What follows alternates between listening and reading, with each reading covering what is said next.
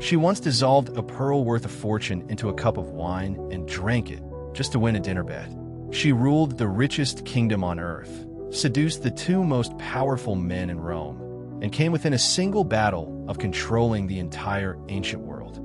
She is the wealthiest woman who has ever lived, and almost everything you think you know about her is wrong. This is the real story of Cleopatra, and the timeless lesson her rise and fall still teach about power, money, and the one bet you can never afford to lose. Start with the myth, because it is the first thing to throw away. We remember Cleopatra as a great beauty who used her looks to trap powerful men. But the people who actually met her told a different story. The historian Plutarch wrote that her beauty was not the kind that stopped you in the street. What was irresistible was her presence, her voice, her wit. She spoke as many as 9 languages. She was the first ruler of her family in 300 years to bother learning Egyptian. She studied philosophy, mathematics, and economics. Cleopatra did not conquer men with her face. She conquered them with the most dangerous weapon of all, a brilliant mind that everyone underestimated. And she would need it because she was born into a nest of vipers. Her family, the Ptolemies, were notorious for murdering each other for the throne. When her father died, 18-year-old Cleopatra was forced to share power with her own younger brother, who promptly tried to have her killed and drove her out of Egypt. Most exiled teenagers would have vanished. Cleopatra did something audacious.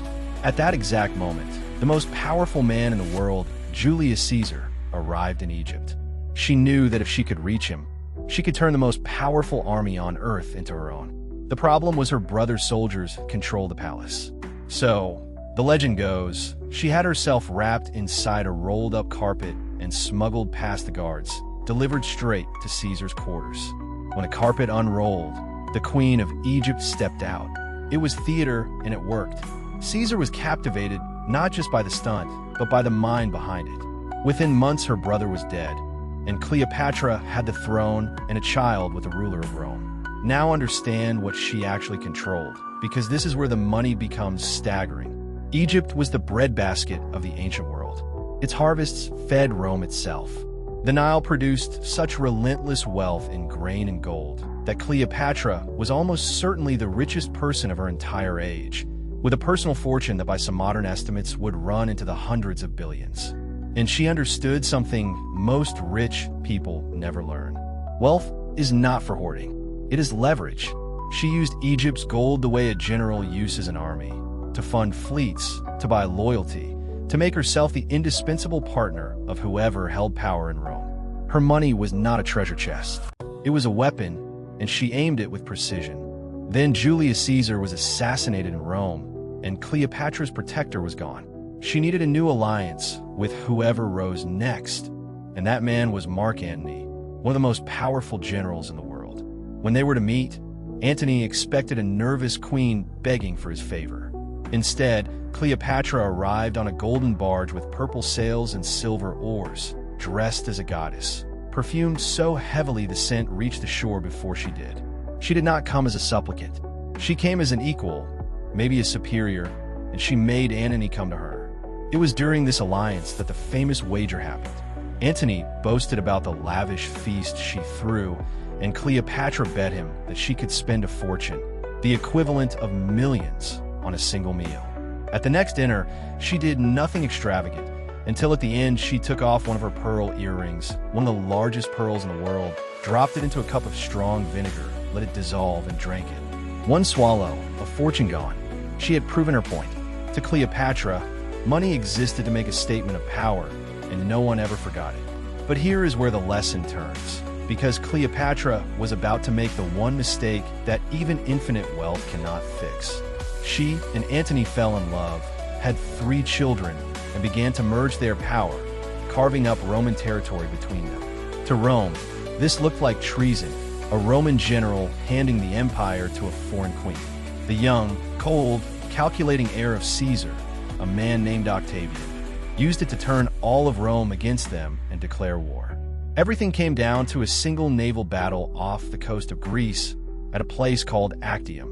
Cleopatra had committed her treasure and her fleet, and in the chaos of the battle, sensing it was lost, her ships turned and fled, and Antony followed her.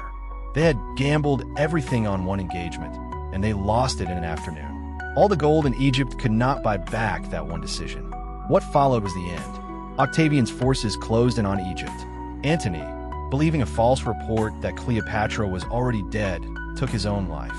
And Cleopatra, refusing to be dragged through the streets of Rome as a trophy, chose her own ending.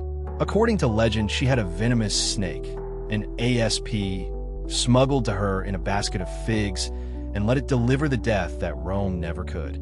She died a queen, on her own terms, at 39 years old. With her died not just a woman, but an entire age. Egypt, the last great independent kingdom of the ancient world, became just another province of Rome.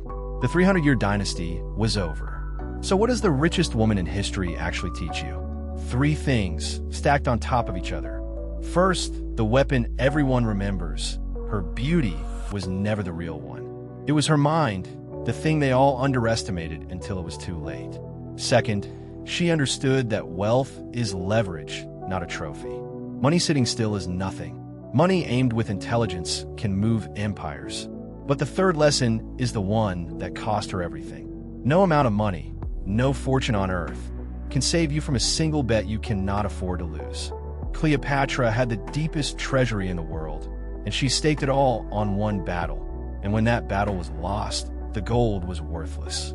The richest woman who ever lived proves that real power is knowing how to use what you have, and real wisdom is knowing which risks could end you before you take them. Subscribe for the lessons history try to bury.